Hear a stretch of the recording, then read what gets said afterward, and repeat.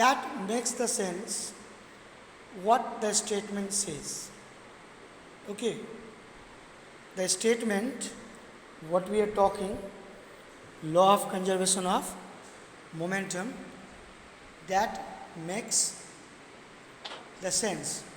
Now we need to prove this statement. Last week I gave you the mathematical statement also of this law of conservation of momentum. So the mathematical statement to write, we have got the diagram also, is it not? The diagram याद है ना? Diagram जो था हम लोग के पास में, और वो डायग्राम हम लोगों ने यूज़ किया था. So that diagram again we are going to use now to prove our statement of law of conservation of momentum.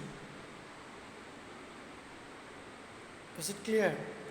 So what is Sir, what were the diagrams? Diagram पर सब लोग नज़र लगाओ तो सब लोग कॉपी में डायग्राम नोट किया था.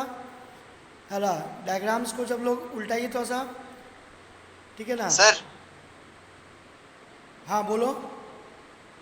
सर थोड़ा सिस्टम को एक्सप्लेन कर दीजिए. हाँ पार्डन. सिस्टम को. हाँ सिस्टम, गुड. हाँ I am going to explain the system. कब ऑब्जेक्ट्स को सिस्टम लेना चाहिए और कब नहीं हाँ, लेना चाहिए. आइसोलेटेड का क्या मतलब है and what is the meaning system? Good question, very good question. Isolated का मतलब. What is the meaning isolated and what is the meaning system? Just see. Is it sir isolate का सेपरेट होता visible, है क्या? the board?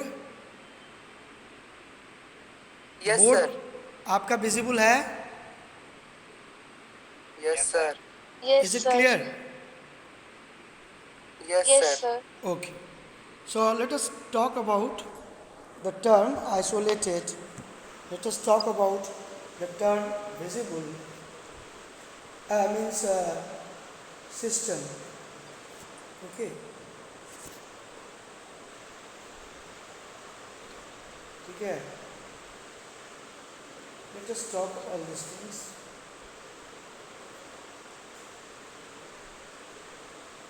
So, first of all, what we are getting in the statement part, that is very very important. Statement part में momentum का चर्चा है. तो momentum का तो हम लोग सब जानते हैं क्या होता है, मास इनटू वेलोसिटी. हाँ, मोमेंटम का मतलब क्या होता है, mass into velocity. Is it clear this? Momentum का तो मतलब समझ रहे ना? Yes sir. आप देखो यस सर. आइसोलेटेड को मैं एक्सप्लेन कर रहा हूँ और सिस्टम, ठीक है. इसके लिए देखो डायग्राम बना रहे हैं, थोड़ा सा इस पर ध्यान दें. ये डायग्राम बना रहे हैं यहाँ पर. पिछले बार वीक भी मैंने बताया था, ये दो ऑब्जेक्ट हैं, एक का मास m1 और इनिशियल स्पीड u1 और दूसरे का मास m2 और initial speed u2. Now what happens here? What is happening? Both are in linear motion, straight line motion.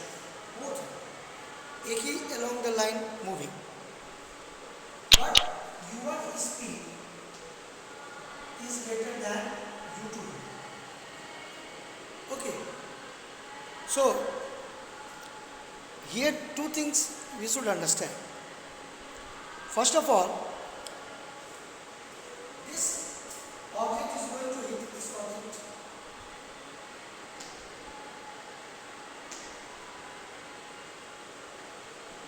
Collision will be there. Okay, this collision.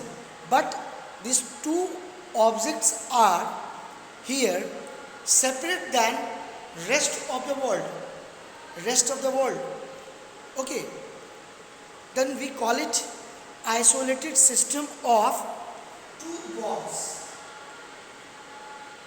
Okay, so in physics, isolated means these two balls are separated from the rest of the world. Okay, no influence in these two balls from the outside. Okay, from any external body, no influence. So we call it isolated system of two balls. Here, as a teacher, I, and as a student, you all students of class 9, A, C, and H, we are in an isolated system. No other section is involved of class 9, no other class is involved, no other teacher is involved, no other school is involved. We are involved. So we form a system of 9A, C, and H students with a science teacher, with a physics teacher.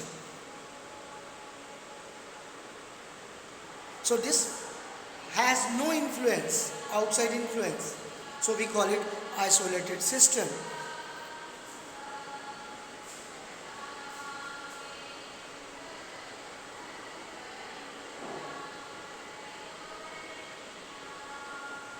Do you understand what I am saying now, Ayush?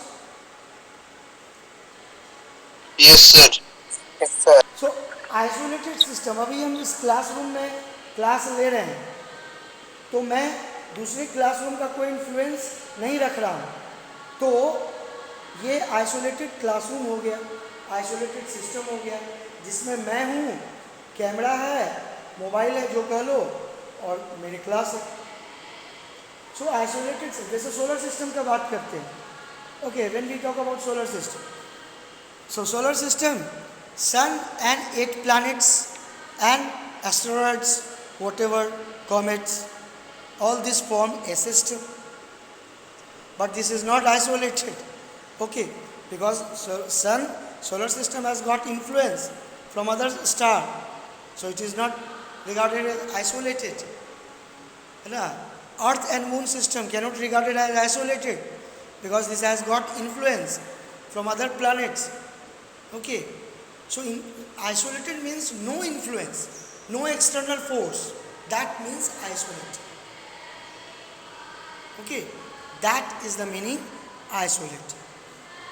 So here, just see, initial momentum of the body before collision. Before collision, initial momentum, what is there?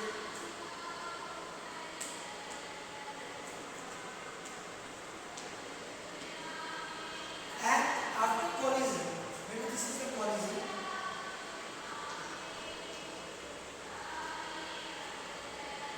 After collision, what happens? These two are moving.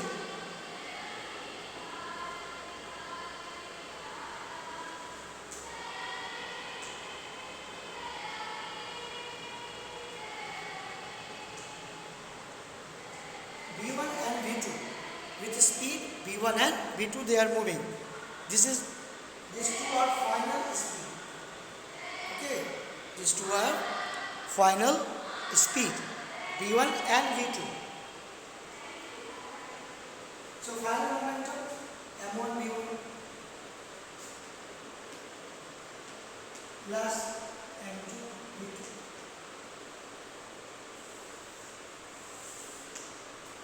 So we call it total momentum. Sir एक बार फिर से बता दीजिए ना, आपका आवाज clear नहीं आ रहा था. M1U1 before collision, M1U1 plus M2U2 before collision. After collision, sir आपका आवाज क्लियर नहीं आ रहा है. M2U2. So system has got two bodies. So total momentum, that means total momentum of first plus second, that will be total momentum. Total initial momentum. So total initial momentum is equal to total final momentum.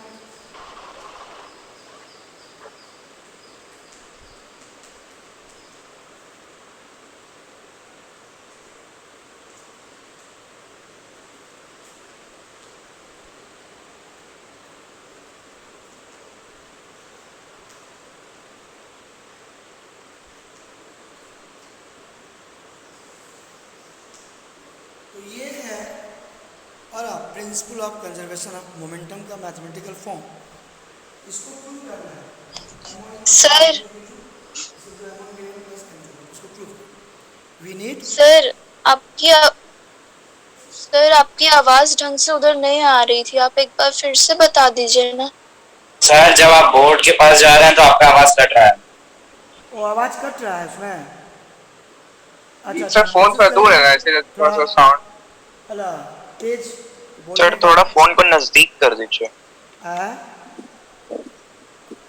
Sir थोड़ा device को नजदीक कर दीजिए। Sir phone को board के थोड़ा नजदीक कर लीजिए।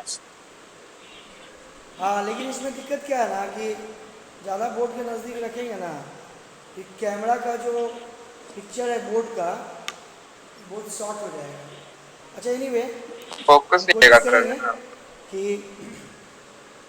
थोड़ा सा इसको मैनेज करें। सर उधर जो क्लास 9 और 8 वगैरह लिखा है उसका तो कोई जरूरत नहीं है। हाँ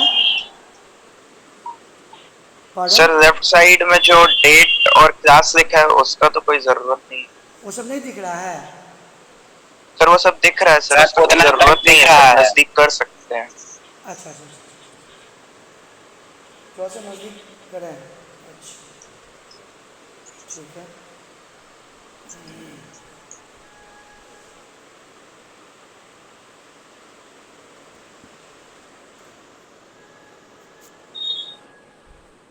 देखते हैं।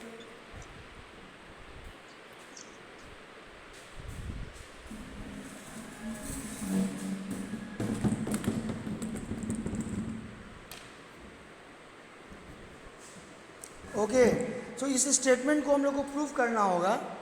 और कैसे प्रूफ करेंगे अला, इसके लिए हम लोग क्या सहारा लेंगे, ये बहुत इम्पोर्टेंट।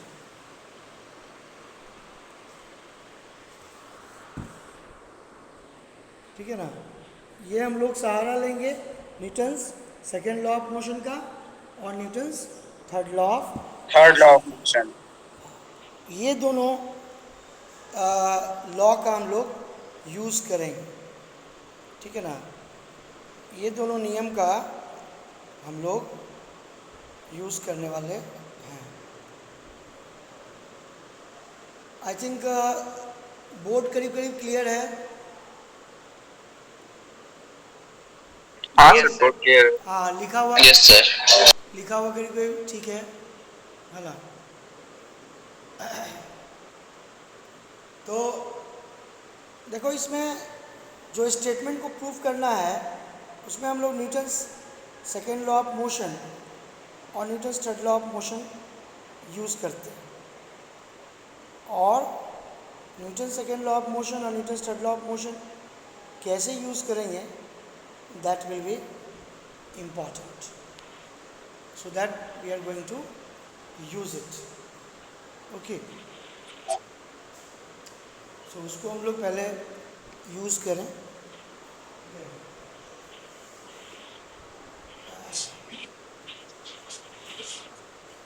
प्रूफ करने के लिए जो मैथमेटिकल फॉर्म है ना, वो यही है, यही प्रूफ करना है। m1 plus m3 is equal to m1 plus m2. Now, what happens during collision? During collision, there is an exchange of force. First body applies force on second body. In return, second body also applies force on first body.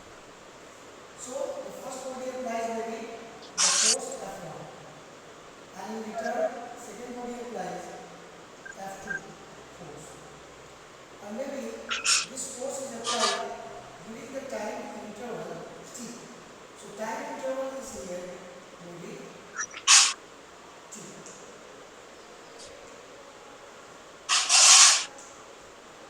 So, collision time is t. Okay, collision time t है और plus F1 F2 जो force लग रहा है ना, वो t time के लिए लग रहा है। तो F1 फोर्स क्या करेगा या F2 फोर्स क्या करेगा, ये दोनों फोर्स मोमेंटम में चेंज लाएगा बॉडी के, और ये दोनों फोर्स इक्वल एंड अपोजिट भी होगा। ठीक है, follow third law of motion. So उस पार्ट में ये डायग्राम्स हो जाएंगे, उस पार्ट में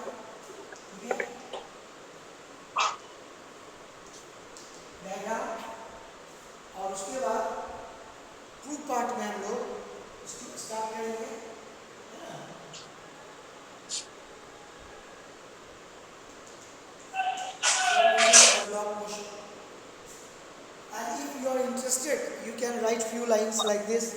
Hala.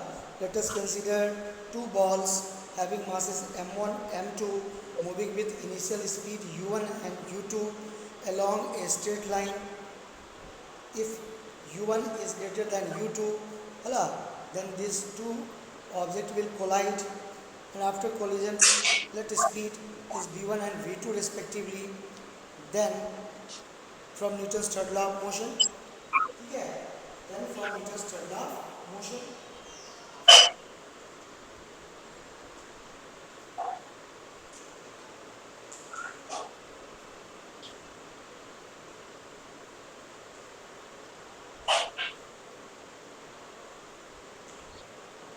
third law of motion क्या कहता है? Force is equal and opposite. Okay. F1 and F2 acting on the two body is action and reaction pair. Okay. Because first body is applying F1 force on second. In return, second body is also applying some force, that is F2 on the first. So this F1 F2 follows Newton's third law of motion. Okay, and what Newton's third law of motion says, F1 is equal to minus F2.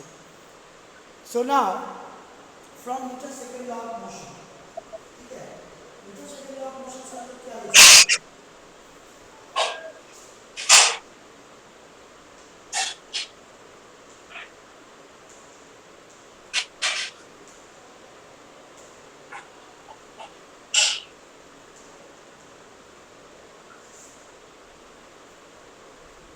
देखो Newton second law of motion clear cut करता है.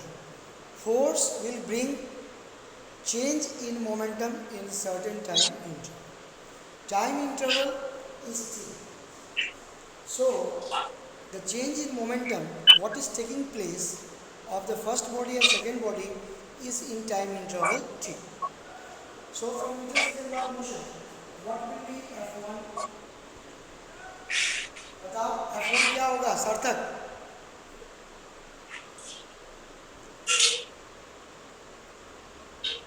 बोलो क्या होगा? Sir हाँ बोलो sir, क्या question पूछे हैं प्लीज रिपीट करिए. क्या होगा Newton second law of motion के हिसाब से F1 का वैल्यू क्या होगा? Sir m1 v1 minus m1 u1 by t. No m2 v2 minus m2 u2.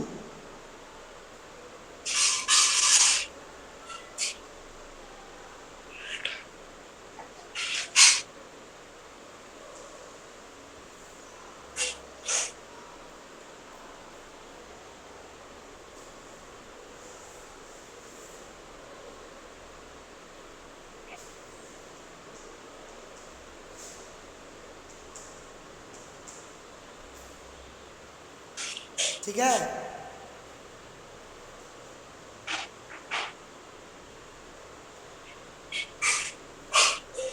क्यों होगा ऐसा? F1 किस पर लग रहा है? सर F1 सेकंड बॉडी पर. F1 सेकेंड बॉडी पर लग रहा है, तो जिस पर लग रहा है उसके मोमेंटम में ना चेंज लाएगा F1. Yes sir. So F1 is acting on second body. So second body momentum will change by F1. In what time interval? In t. From Newton's second law of motion, you know that force is change in momentum by time. That is rate of change of momentum. Similarly, what will be F2? What will be F2? m1 v1 minus m2 u2 by t.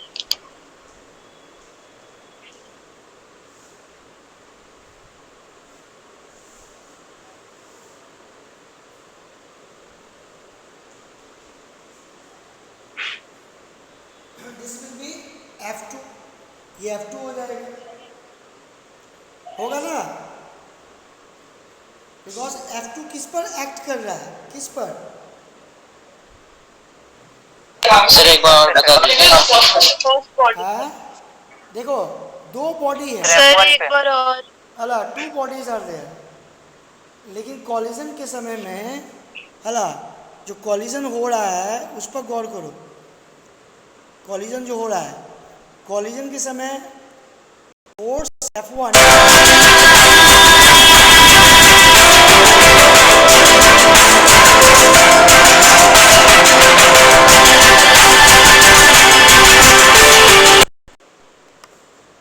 हाँ hello hello. हाँ हाँ अच्छा सुनिए ना, हम classroom में हैं है ना, अच्छा अच्छा अच्छा। तो 1 घंटा के बाद बात करते हैं। हाँ जी ठीक है सर। 11 बजे करीब। हाँ okay sir, okay okay. So what this F1 and F2 is doing, that F1 and F2 is bringing change in moment, ठीक है। F1 and F2 is bringing, आवाज जा रही है ना? Yes sir. Okay yes yes sir. अब हम लोग एक्सप्रेशन का फाइनल रिजल्ट निकाल रहे हैं, जिसमें F1 और F2 का वैल्यू बैठाएंगे किसमें, Newton's third law of motion की इक्वेशन में, ठीक है। तो इक्वेशन 1 में हम लोग 2 और 3 का वैल्यू बैठाएंगे, ठीक है। इक्वेशन 1 में 2 और 3 का वैल्यू बैठाएंगे। देखो यहाँ पर सर। समझो कि F1 किस पर लग रहा है, F1 सेकेंड बॉडी पर लग रहा है। सेकंड बॉडी पे। फर्स्ट बॉडी फोर्स किस पर लगाएगा, अपने पे थोड़ा लगाएगा, फोर्स अपने पर लगाएगा थोड़ा टक्कर के समय। तो फर्स्ट बॉडी सेकेंड बॉडी पर लगाएगा तो सेकेंड बॉडी का मोमेंटम में चेंज आएगा F1, और रिएक्शन में F2 फर्स्ट बॉडी पर लग रहा है, इसलिए F2 will bring the change in momentum in the first body, that is here. Now let us put the value F1 and F2 in 1.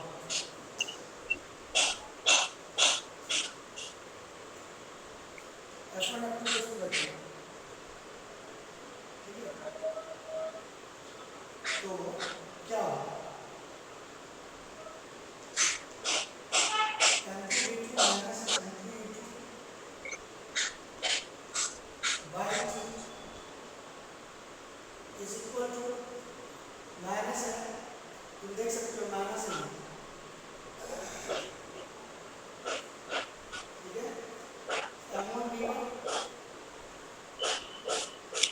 Minus M1 B1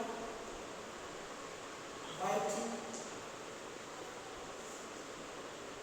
अब इसको हम लोग कितनी काट सकते हैं, ब्रैकेट तोड़ देंगे तो माइनस को मल्टीप्लाई करेंगे यहाँ, minus M1 B1 minus minus plus plus M1 U1, इधर क्या होगा, सर साइड वाला बोर्ड नहीं दिख रहा है। ठीक है। अब माइनस M1 B1 को इधर ले जाओ, सर वीडियो क्लियर नहीं है। हाँ वीडियो सर क्लियर नहीं बोर्ड है। नहीं दिख रहा।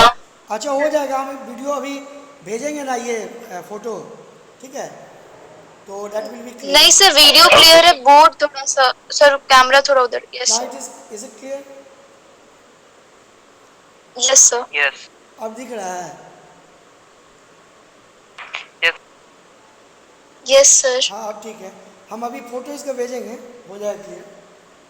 तो ये देखो, ये माइनस M1 B1 को इधर ले आए तो प्लस M1 B1 हो जाएगा, माइनस M2 U2 को इधर ले आए तो प्लस M2 U2 हो जाएगा, ये हो जाएगा प्लस M2 का, पहले से M1 B1 है,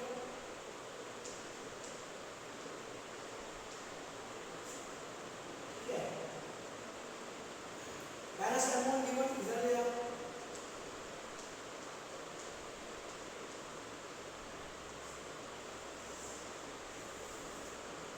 देखो ये स्टेटमेंट प्रूव हो गया, हम लोग को ही प्रूव करना था M1 B1 plus M2 B2 is equal to M1 B1 plus M2, that ये प्रूफ, ये प्रूफ करना था, है ना. We were going to prove total momentum before collision, that is total initial momentum, we call it initial momentum, is equal to total initial momentum is equal to total final momentum, and we have proved this.